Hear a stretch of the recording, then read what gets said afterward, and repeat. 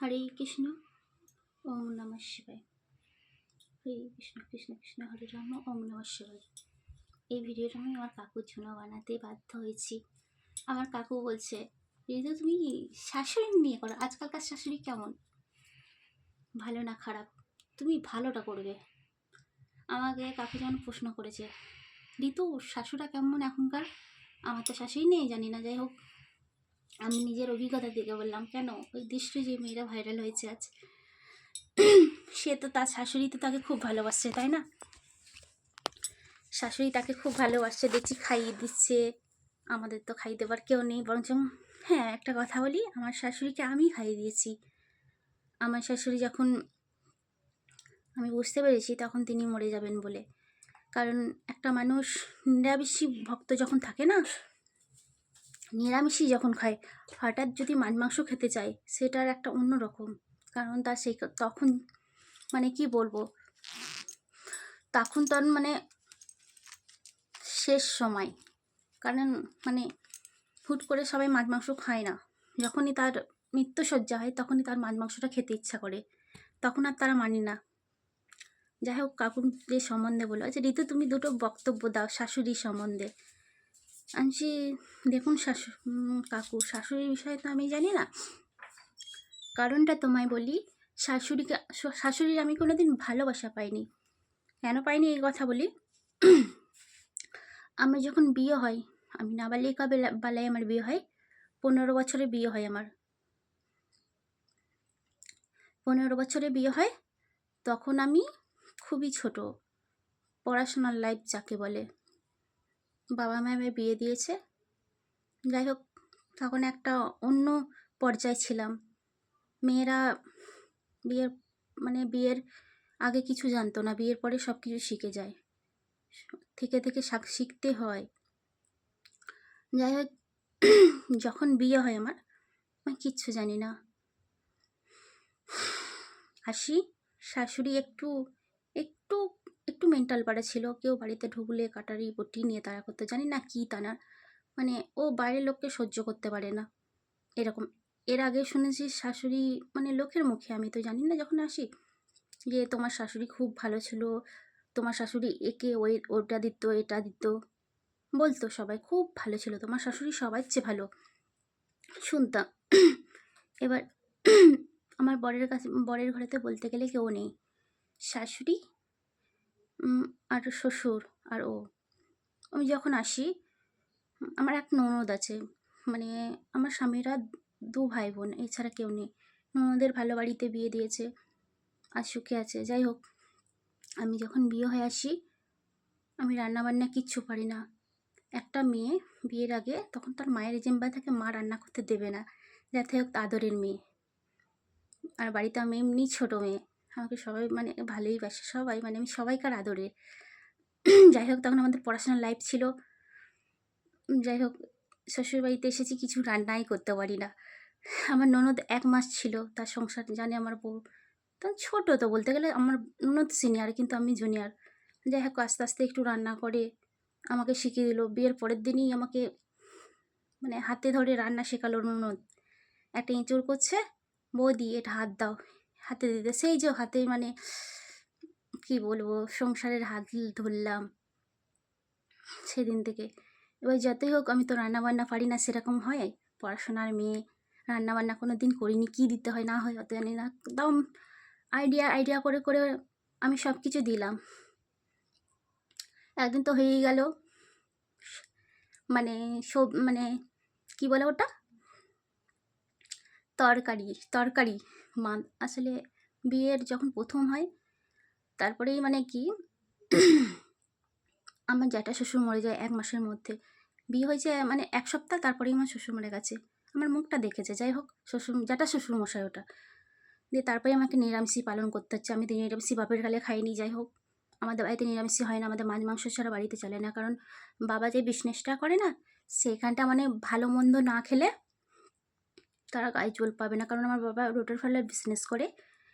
এই যে কামারের আগে তো এখন ড্রিল মেশিন হয়েছে, মেশিন হয়েছে, তখন ছিল না অতটা। তখন প্রচুর পরিশ্রম ছিল যে রোটার ফল। এখন তো কথা হয়েছে ড্রিল মেশিন, ফুটো মেশিন, যাই হোক সব মেশিন তৈরি হয়ে গেছে। তখন বাবার কাছে ছিল না, প্রচুর পরিশ্রম করতো, তখন ওই গায়ে জোরের জন্য মাছ মাংসটা বাড়িতে হতো। আর আমি না পছন্দ করতাম না, খুব ঘৃণা করতো মাছ মাংস, এবার কী করবো, বাধ্য হয়ে খেতে হতো। যখন একটু হাই স্কুলে মানে রান্না করে তখন কি ভালোও লাগে, মানে মাছ মাংস, মানে মাছ মাংস তো ছেড়ে এসেছি, বাস নিরামিষ আই মানে কী ভালোও লাগে, সবজি ফবজি আর মাংস ভালোই লাগে না। আমার এত ঘৃণা করে কী করবো, বাধ্য হয়ে খেতে হবে। আমার জন্য তো আলাদা করে হবে না, কারণ মায়ের জল খাবারের খাওয়ার দিতে হবে, মানে কাজের লোকগুলোকে, তাই না, জল খাবারের লোকগুলোকে দিতে হবে বেশ টাইমে টাইমে।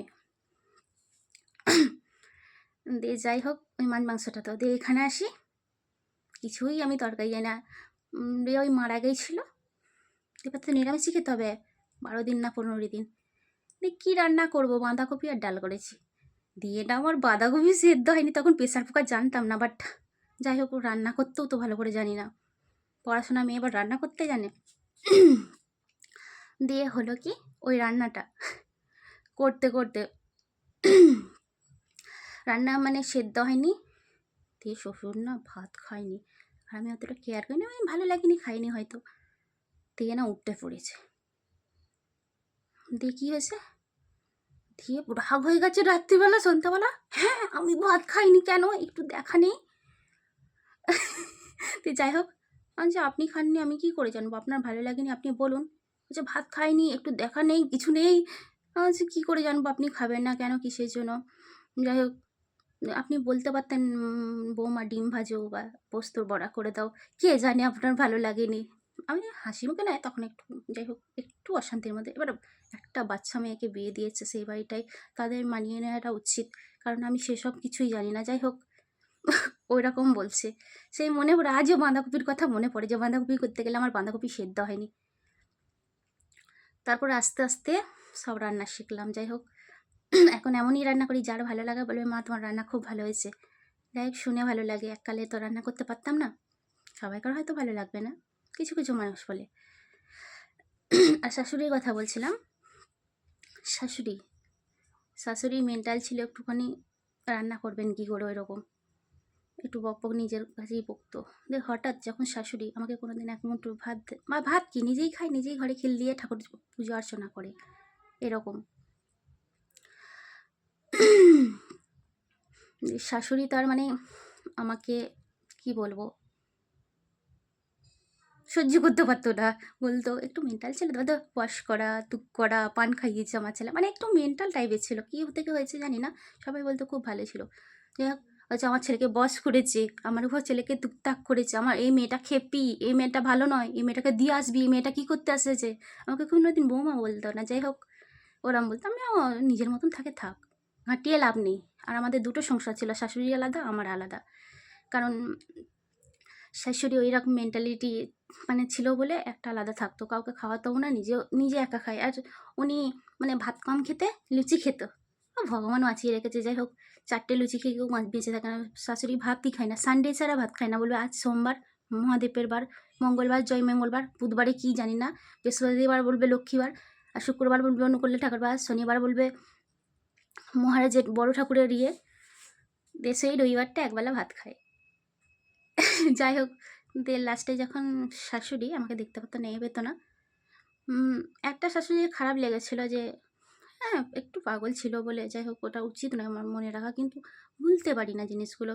আমার ছেলেটা না আসে দেখছি, আমার আমার ঘরে সামলাবার কেউ নেই, আমি একা। যাই হোক, দেখছি ছেলেটা বসেছে, মানে হামাগুড়ি দিচ্ছে, ছেলেটা যেতে পারছে না, মানে বাড়ির যে গেট হয়, গেটের সামনে, মানে ঘরের যে নাচ যাকে বলে, ঢোকার জায়গাটাকে কী বলে জানি না, যে ওখানে কপাট, ও সামনে ওখানে দাঁড়িয়ে আছে, আমার শাশুড়ি দেখছি ডিঙিয়ে যাচ্ছে, সেটা আমার খুব খারাপ লেগেছিলো, জানি খ্যাপা, তাও একটা কেমন লাগে, মা তো। যাই হোক, ওকে টপকে যাচ্ছে এমনি, ওর জন্য বলে তুই মানে ঘরের যে দরজা হয়, দরজায় শুতে নেই, তুমি জানো তো, শুতে নেই, বসতে নেই, করতে নেই, মানে কিছু কারণ আছে, ওখানে শুতে নেই, ওখানে সরে গিয়ে বসতে হয়। দিয়ে যাই হোক, ওরম করতে নেই বলে, দিয়ে আমার শ্বশুরটা শাশুড়ি দিয়ে ওরকম ডিঙে যায়, আমার খুব কষ্ট হলো এরকম। তো যখন শাশুড়ি শয্যাশায়ী হয়, মানে আর নড়তে পারছে না, চড়তে পারছে না, মানে শয্যাশায়ী হতো না, দেখলাম শ্বশুর মারা গেল, তারপরে দেখছি শাশুড়ি মারা গেল হঠাৎ, তার শোকেতে, মানে একটা মানুষ, মানে আমার শ্বশুর যখন মারা যায় তখন শাশুড়ি কাঁদছে। শ্বশুরের জন্য কোনো ইয়ে করে না, কারণ শাশুড়ি 10 বছর আগে আলাদা থাকে, একটু খ্যাপার মতন ছিল বলে। শ্বশুর একাই থাকতো শহরে, শাশুড়ি আলাদা, এরকমই। শ্বশুরও কষ্ট পেত, যেহেতু সংসারে বউ না থাকলে যে হোক কষ্ট, যতই হোক বউ থাকতে যদি বউ না থাকে তার তো চোখের জল পড়বে, তাই না? যে যাই দুজনা ভালোবাসা পায়নি, যাই হোক। শ্বশুর যখন হঠাৎ মারা গেল তখন শাশুড়ি কাঁদছে, তখন বলছে যে ওই লোকটা না মরে গিয়ে আমি মরে গেলে ভালো হতো। ওই যে শোক এমন জিনিস না, কারণ এই জিনিসটা আমি দেখেছি। এই শোকটার আমরা আর একটা ঘটনা বলি। আমার বাবা যেমন শরীর খারাপ অবস্থায় আমার জ্যাঠার বাড়ি যায়, জ্যাঠা দেখেছে মরে যাচ্ছে, তখন আমার বাবা বলছে আমার দাদা না মরে গিয়ে আমি মরে গেলে ভালো হতো, এত কষ্ট হচ্ছে আমি বাঁচতাম। যাই হোক, এই জন্য বাবা মরে গেছে আমি জানি। শোক যদি একবার টানে সে বাঁচে না, শোক জিনিসটা খুব চাই। শ্বশুর মারা করার পরে আমার শাশুড়ি 1 মাসের মধ্যে মরে। যাই হোক, যখন শয্যাশায়ী হয়েছে তখন আমার শাশুড়ি আমাকে প্রচুর ভালোবেসেছে, মেয়ে বলে ডেকেছে, বলে আমার মেয়েটা কোথায় গেল। খুবই ভালো, আমি নিজের হাতে খাইয়ে দিয়েছি। যে শ্বশুর, যে আমার কাকুটা বলছিল না শাশুড়ির জন্য কী করেছে, সবাই বৌমা সময় হয় না, সব বৌমা সময় না। আমার শাশুড়ি আমাকে দেখেনি মানে একটু খ্যাপা পড়ে কে দেখবে। আমার শাশুড়ির তো সেভাবে পাইনি, একটা মেয়ে একটা বাড়িতে এসে শাশুড়ির সেবায় আমি সেই জিনিসটা পাইনি। যাই হোক, নিজেকে সংসারে কাটিয়েছি ওই শাশুড়িটা যখন। যাই হোক, আমি শ্বশুরবাড়িতে এসে তো আবার একটা বাবা মা পেলাম, তাই না? মা মাই হয়, বাবা বাবাই হয়, এই কথাটা আমি জানি। যাই হোক, শাশুড়িকে নিজের হাতে খাইয়ে দিতাম। শাশুড়ি তখন খেতে চাইতো না, আবার যখন হঠাৎ যেন মাছ মাংস বললাম না, দিয়ে হঠাৎ আমার হাতে খাচ্ছে, বলছে ঋতু তুমি কি রান্না করছো? যখন শয্যাশায়ী হয় এমনিতে আমার হাতে ছোঁয়াও খাইতো না, যে ঋতু তুমি কি করছো? দিয়ে আমি বলছি মাছ করছি, আপনি খাবেন? আমি বুঝতে পারছি তার মানে শেষ, যে মাছ রান্না করছি, রুই মাছ, বড় মাছ, খাবেন আপনি? বলছে বাহ, বলছে হ্যাঁ তাহলে দেবে। যাই হোক, আমার শাশুড়িকে মাছ দিলাম, ভাত খেলো। তারপরে হঠাৎ ভালো মন্দ ছাড়া খাচ্ছিল না, মাছ নয় মাংস। উনি ঠাকুর ভক্তি এবং নিরামিষই খেতেন, মাছ আর মাংস উনি খাচ্ছিলেন না।